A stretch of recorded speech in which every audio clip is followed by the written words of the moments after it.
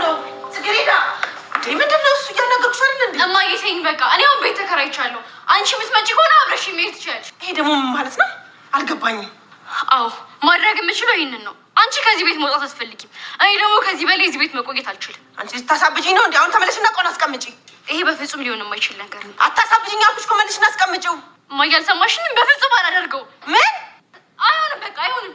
ታሳብጂኝ ነው እንዴ? አንቺ ልጅ ምንሽ ለምንድን ነው የማሰሚው? በፍጹም አላስቀምጠውም። እሄዳለሁ። ምን?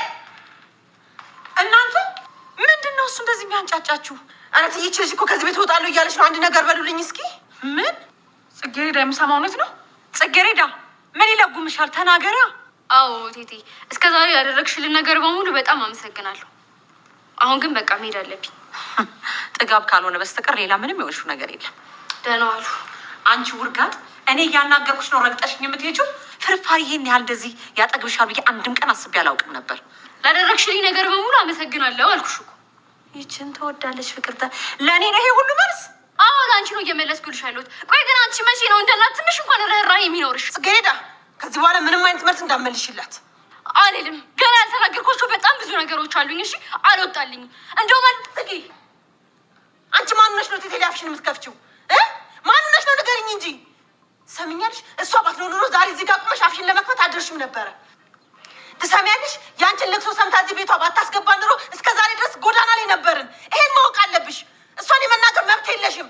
ለምን እሷ የምትናገሩ ነገሮች ከምትሰነጣጥርና ነገር ከምታረጊው ለምን ጥሩ ጥሩ ነገሮችን አታስቢም? ስንት ነገር እኮ ያደረገችልን እሷ ናት። እዚህ ጋር እንቆም ነበር እንዴ? የዛኔ ከወደቅንበት ባታነሳን እዚህ ጋር እንቆም ነበር ወይ?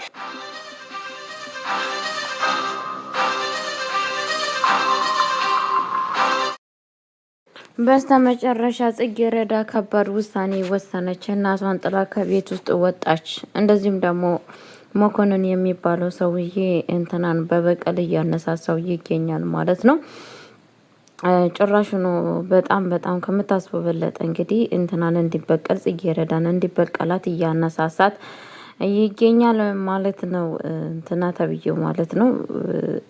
በጣም ነው የሚያሳዝነው። በነገራችን ላይ መኮንን የሚባለው ሰውዬ ክፋት ውስጡ ሰርቆ በደንብ አልገባም፣ ግን ደግሞ ባገኘበት መጠንና ሰዓት ክፋት ለመስራት ድቡ ቀና እያለ ይገኛል ማለት ነው።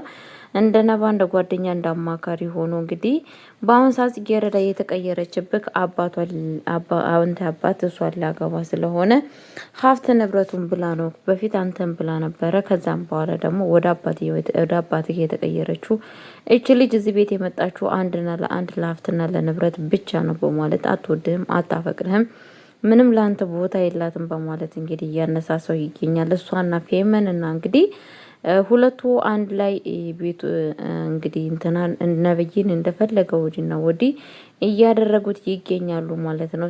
ሰላም ብያለሁ ውድ የተከበራችሁ ቤተሰቦቼ፣ እንዴት ናችሁ? ደህና ናችሁ? ያለው እግዚአብሔር ይመስገን በጣም ደህና ነኝ። ሰላማችሁ ብዝት ይበልኝ።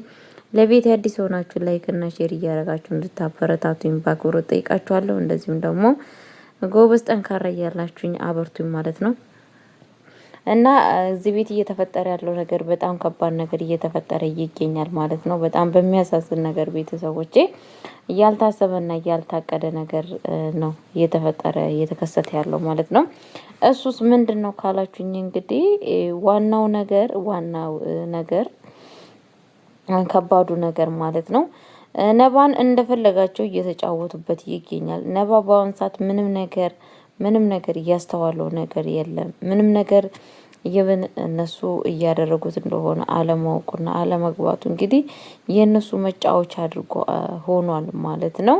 በጣም በሚያሳዝን ነገር እንግዲህ እንደምታውቁት ማለት ነው መኮንን የሱ ጓደኛ ነበረ። ግን መኮንን ጓደኛ ሳይሆን መጫወቻውን ያደረገው ማለት ነው። መኮንን እንግዲህ ጓደኛዬ ብሎ አምኖት ለሱ ቦታ ሰጥቶት ግን ደግሞ እያደረገ ያለው ነገር በጣም በሚያሳዝን ነገር እንግዲህ ጠዋትና ማታ ጭራሹኑ በፊት ለምን ይበቀላታል? ለምንስ ነው እንደዚህ የሚያደርጋት እያለ ሲጎመጎም የነበረው እስቲ ጫፏን ንካ እያለ ሲል የነበረው እንትና ሰውዬ አሁን ሰዓት ግን ተቀይሮ በጣም በሚያሳዝን ነገር እንግዲህ ጭራሹኑ እንድትበቀላልክ እንደ በፊቱ ሆነ ተበቀላት እያለ ይገኛል ማለት ነው። ጽጌረዳ እንግዲህ ልፍ ያላት ሰው በፊትም እንደዚህ አሁንም እንደዚህ በጣም ነው የምታሳዝኑ የጽጌረዳ ነገር ማለት ነው። እውነቴን ነው የምላችሁ። ምክንያቱም ምንድነው ካላችሁኝ ከዚህ በፊትም እንደዚህ በማታውቀው ነገር መስዋዕት ስትከፍል ነበረ። አሁንም ደግሞ በማታውቀው ነገር መስዋዕት እሷን ለማስከፈል እንግዲህ ደፋ ቀና እያሉ ይገኛሉ ማለት ነው። ቤተሰቦቼ ምን ባደረገችው ምንስ ባጠፋችሁ ነው የእውነት ይሄ ሁላ ዋጋ እየከፈለች ያለችው ጽጌረዳ ማለት ነው። እናትየዋን በስተ መጨረሻ እንግዲህ የሆነችው ነገር ባይታወቅም ነስር እየነሰራትና ጸጉሯ እያለቀ ይገኛል ማለት ነው። ይሄ ነገር ለምንድን ነው ግን እየተፈጠረ ያለው ይመስላችኋል? እኔ ግን በጣም ውስጤ ፈርቷል ማለት ነው። የሆነ በሽታ ሊከሰትባት ሊሆናል ብዬ በጣም ነው እያሰብኩ ያለሁት ማለት ነው። ይሄ ደም ነስር መውጣት እንደዚሁም ደግሞ ጸጉር ማለቅ ወደ ካንሰር ወደ ተለያየ በሽታ የሚያደላ ነው ማለት ነው።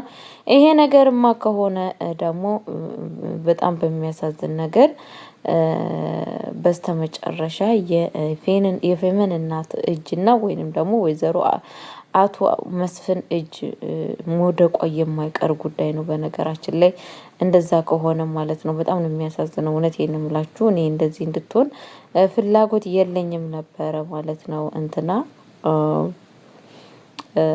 በጣም በሚያሳዝን ነገር ማለት ነው። በጣም ነው የምታሳዝነኝ። እውነቴን ነው የምላችሁ ማለት ነው። ብቻ በጣም ነው የሚያሳዝነው እንትና ማለት ነው።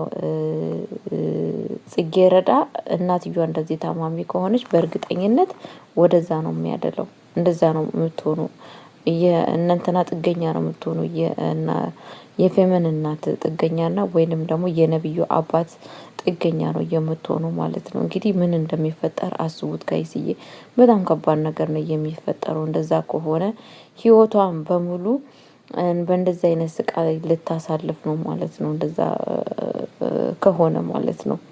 እና እውነቴን ነው ብላችሁ እናትየዋንም እግዚአብሔር ክፉ አይንካት ማለት ነው። እንደዚህ አይነት ነገር ከተከሰተባት በጣም ከባድ ነገር ነው። መድኃኒዓለም ምንም አይንካት፣ ምንም ፈጣሪ እንዳይነካት ምኞቴ ነው ቤተሰቦቼ ማለት ነው። እንግዲህ በጣም በሚያሳዝን ነገር የምነግራችሁ ነገር ሌላ ነገር ደግሞ ነብይ በጣም በንዴት ውስጥ ይገኛል ማለት ነው። እሷም ማን ሆና ነው እኔን እንደዚህ የምታደርገኝ በማለት እንግዲህ ያለፈው ሱስና በአሁን ሰዓት እንግዲህ ሱሰኛ እየሆነ ይገኛል ማለት ነው። ነባ ሲጃራ እያጨሰና እየጠጣ ይገኛል ማለት ነው። ይሄ ሁላ ነገር እንግዲህ በእሷ የተነሳ ነው። ለምንድን ነው የናቀችኝ? ለምንድን ነው እየወደድኳት እያፈቀርኳት ለእኔ እንደዚህ ቦታ ያልሰጠችኝ? በማለት እንግዲህ ያለፈው እንትን ላይ እንትን ብሏል ማለት ነው። ያለፈው ሱስ ላይ ተመልሶ እየተመለሰ ይገኛል ማለት ነው። በጣም በሚያሳዝን ነገር ማለት ነው ቤተሰቦቼ። እንግዲህ ነባም እኔ ግን ምን አገባኝ፣ አንዳንዴ ብታጨስም እኮ የሚያገባኝ ነገር የለም፣ ያንተ ደስታ ሳይሆን ያንተ ውድቀት ነው ለኔ የሚያስደስተኝ እያለ ይገኛል ማለት ነው። ግን ደግሞ በጣም በሚያሳዝን ነገር ቤተሰቦቼ አንዳንዴ ተው ይለዋል፣ አንዳንዴ ደግሞ ምን አገባኝ እያለው ግራ እያጋባው ይገኛል ማለት ነው። እንግዲህ የመኮንን ስራ በጣም ከባድ ነው ጋይስ፣ በጣም ከምታስቡ በለጠ ማለት ነው። አንዳንዴ ያለመድነው ክፋት ወደኛ ሲመጣ በጣም ከባድ ነው። አሁን ይሄ ሁላ ነገር እሱ ክፉ ለመሆን ዋጋ እየከፈለ ያለው እንግዲህ እንትናን የራሱን ለማድረግ ነው ማለት ነው። እንግዲህ ጽጌረዳን የራሱን ለማድረግ ማለት ነው። ጽጌረዳሳ በአሁን ሰዓት ምን ትሆን ይመስላችኋል? በነገራችን ላይ በጣም ነው የምታሳዝነው እሷ ራሱ ማለት ነው ጋይስዬ። እና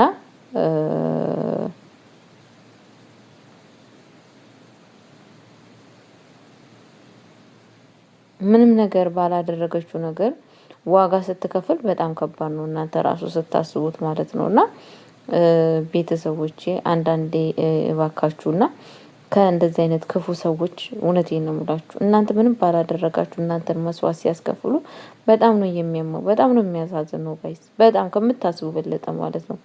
ምን ባደረገችው ምንስ በበደለችው ነው ይሄ ሁላ መስዋዕት እየከፈለች ያለችው ቤተሰቦች? እና እግዚአብሔር እንግዲህ